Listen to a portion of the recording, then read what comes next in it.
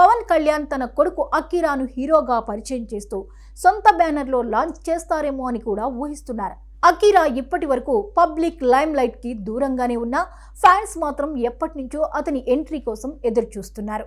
ఇక మరికొందరు మాత్రం ఇది సినిమా కాదు, మార్షల్ ఆర్ట్స్ కు సంబంధించిన వెబ్ సిరీస్ కావచ్చని కూడా అంటున్నారు.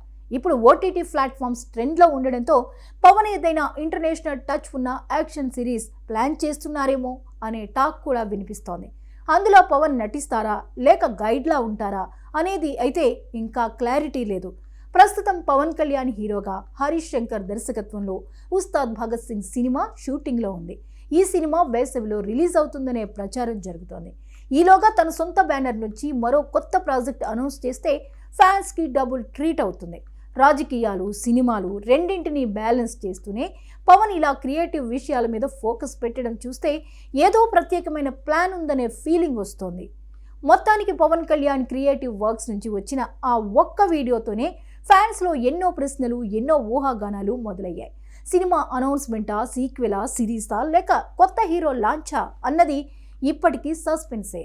కానీ పవన్ స్టైల్ మాత్రం సైలెంట్గా పనిచేసి ఒక్కసారిగా బాంబు పేల్చడమే.